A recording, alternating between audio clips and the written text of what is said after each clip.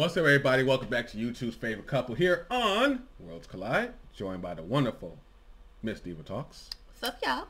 I got every kid JW here, and on this week's episode, we are talking about subject line is from National Coasters. And for those of y'all who watched the Cedar Point one and the Cedar Fair one, I think y'all like this stuff. So we did do this one. This title was "This Coaster Would Never Open to the Public, but Why?" Now, I don't like coasters because I'm scared of heights, but I love roller coasters. So, and I'm at the age where I can't do anything that's gonna make my heart race because I'm not trying to die of a heart attack. Okay. I'm not that old. Okay, I'm like less than 35. I'm interested to see why this didn't open though. But I'm interested too. So because how good or how bad was it that it couldn't open? I mean, I play some PC games that's like building coasters and stuff, and I like making them to where they're too terrifying, or they just crash and kill people. But without further ado, let's check this video out. What's going on, guys, and welcome back to the channel. Thinking back to the days when many of us were kids, I fondly remember visiting Disneyland and experiencing attractions for the first time, such as the Big Thunder Mountain Railroad and Space Mountain. Oh my God, yes. Have you ever been to Disney World? No. Well, I'm sorry. My parents took me to Disney World, and oh my gosh, every child has to experience Disney World. They have to. I think I was there at, what, 7? And I still remember everything that we did, like everything, all the rides. And they took me to Universal Studios, because we were there for a whole week. Oh, it was amazing. But anyway. Your parents spoiled you. You spoiled. Duh. I didn't need to be spoiled. Because my parents knew they was going to teach me about life. You just salty that you didn't go to Disney. Shut up. But that felt good, though. Do it again. No. Mountain, both of which I'd find myself riding over and over again. Not thinking too much of where they came from, both of these coasters were built by a company known today as Dynamic Attractions years ago, and have been thrilling riders ever since. But after the addition of those two rides, the company seemed to back away from the design of roller coasters, and we didn't see any new additions. That is until now. Well, sort of. However, their introduction back into the roller coaster industry hasn't been done risk-free, and in fact, I think what they're introducing, and what I'm covering in today's video, might just be the most technically amazing, and at the same time nightmarish thing ever. No joke, more so than Hagrid's Magical Grocery List, and if they pull it off, I think it will be one of the best roller coasters we've ever seen, and maybe on a top 10 list for some of you enthusiasts. But unfortunately, it sits finished today since the year of 2018, never having been open to the public, and still continues to sit this way even as we speak. So what happened and why? This is the story of Ferrari World Abu Dhabi's Mission Ferrari. Okay. So this was supposed to open up in Dubai.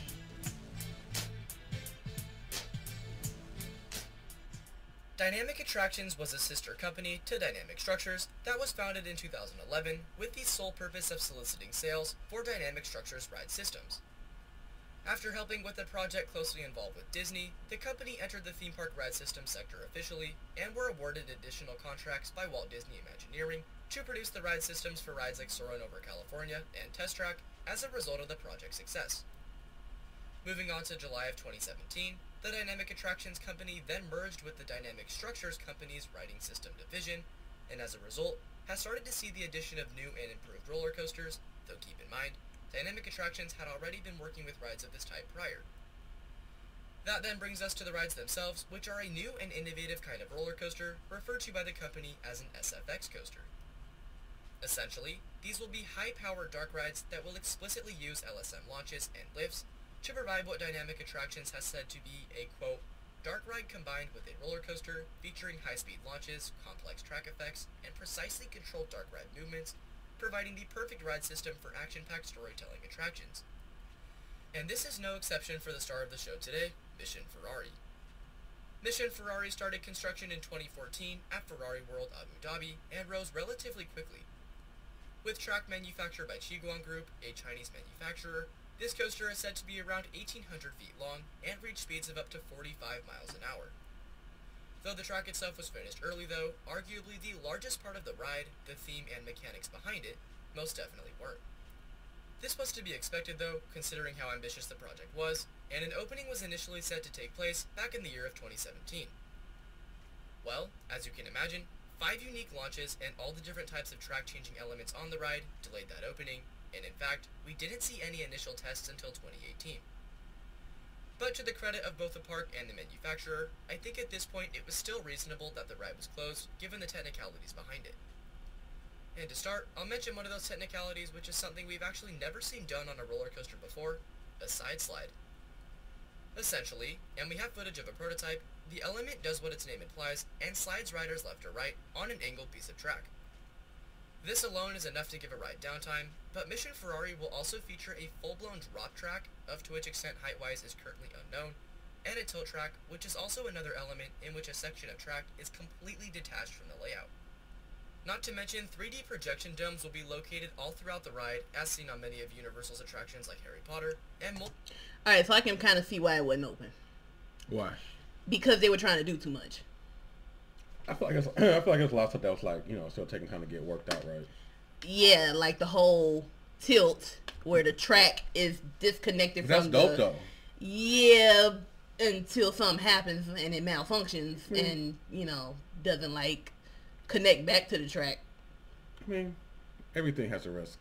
And then this whole side slide. That's dope, I mean, I can see it, but to execute it, sounds difficult. multiple other track elements as you can see listed here. This on top of 2 inversions, of which we can clearly see one is a corkscrew and the other we're not sure yet, makes it seem like to me be maybe one of the most ambitious projects on a roller coaster we've ever seen done before. And I will say as well, it has a pretty cool theme surrounding a sort of spy-like chase after what I heard was a show they had in the park, so that's another interesting aspect of this ride as a whole. So what about today though? I mean, it's nearly 2022, and everything I just said took place in 2018, 4 years ago. Well, the good news is, earlier this year, we saw footage of it operating again, and this time making full test cycles. Bad news is, there's still no set opening date, and Ferrari World and Dynamic Attractions have been fairly quiet about it. At the same time, I know people said this last year about 2021, but I really do think 2022 will be its opening year, and because we've been seeing consistent testing, consistent being the key word, my guess is they're working out a last few kinks and getting really close to a finished project. I also did a quick search on Reddit as well, and just over a week ago, another enthusiast caught it testing whilst visiting the park. So hopefully, we'll finally see this 7-year in the making now project come to be in 2022, and I can only hope the best for the park and Dynamic Attractions. But as always, that has been just yet again another history of a crazy, bizarre, and mysterious coaster kind of lurking in the background of the community, and if you have any suggestions or comments about it, feel free to leave those down below. It's been a major pleasure creating new content for you guys too, and I'd like to quickly ask if you could please subscribe to the channel to help me make more content, because it really is difficult, but it's well worth it, and I really enjoy making these. Besides that though, stay tuned for another video coming in a couple days, and until then, we'll see you all there. See ya! Yeah, it's like it's a great idea, but the execution is probably more difficult than they thought that it was really going to be. And all good things take a minute to work out the kinks before it's right. The one theme park I really want to visit is Universal Orlando. And that's because of the Harry Potter world. I want to check that out. Yeah, of course. That wasn't there when I was there. We know. But yeah, Universal Studios is probably the greatest theme park. Yeah. Because, like I said, my parents took me there and to Disney World. So,